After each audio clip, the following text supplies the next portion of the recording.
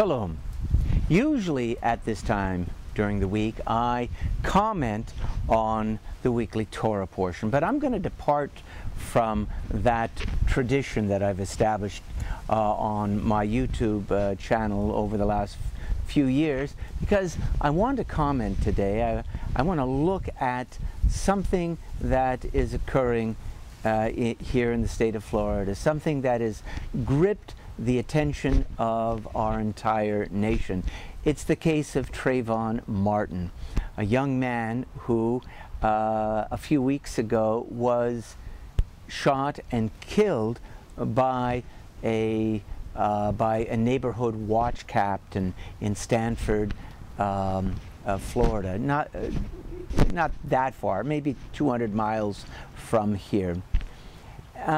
We have what we call the Stand Your Ground law here in Florida. It means that if you are armed and you feel that someone is a threat to you, that you don't have to retreat, you don't have to avoid the person, but you can defend yourself to the point of taking that person's life. Now this law is now being discussed in a very serious way, because there has been a spike in the number of people who have been killed in the state of Florida and have been exonerated due to this law called Stand Your Ground. I believe that Judaism, the Torah specifically, has some insights into this particular case, and I'd like to share a particular insight with you today. What we have to do is turn to Sedra Mishpatim, and that can be found in the 22nd chapter of the book of Exodus. Let's take a look at what it says here. Im b'machteret yimatzeh haganav vehuka v'met ein lo damim. Im zarcha hashemesh alav damim lo.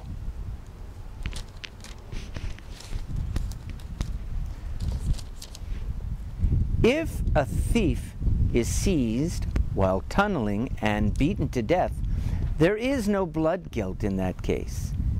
If the sun had already risen, there is blood guilt in that case.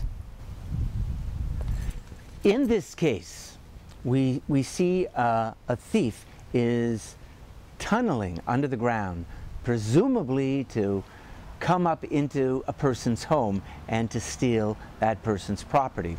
If that person is apprehended in the tunnel, where it's dark, and we're not sure of what his intentions are, and the homeowner kills that person, that homeowner is exonerated from any kind of responsibility. But the Torah goes on to say, if the sun had risen upon that person. And what can we infer from that phrase, if the sun had risen upon him? It seems very clear that if we can clearly identify the intruder as a thief, not someone intent on doing physical harm to his victims, and if the homeowner kills that person, the homeowner is responsible for having murdered another human being. We cannot kill someone. We cannot take a human life simply to defend our property. A human life may be taken in defense of human life, but not in defense of property. The mere idea that we can take a human life because we feel threatened is not acceptable in my understanding, in my reading of Jewish tradition. Jewish tradition tells us that it is better to retreat. it is better to avoid the fight. Because, let's face it, in most fights, nobody wins.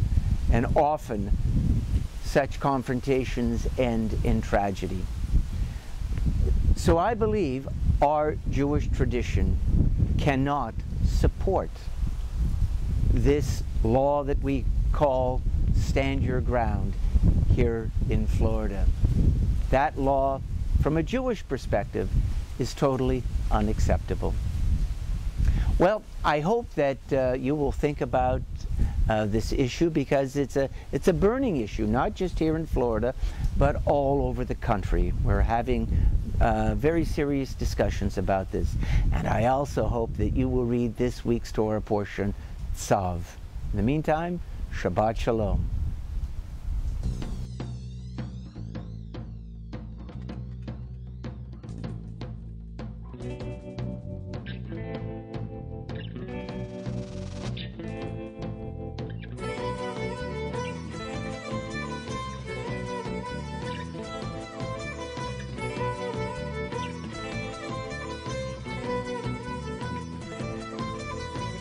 أبا الشمعون كن بعوني لا داعي تقعينني أبا الشمعون كن بعوني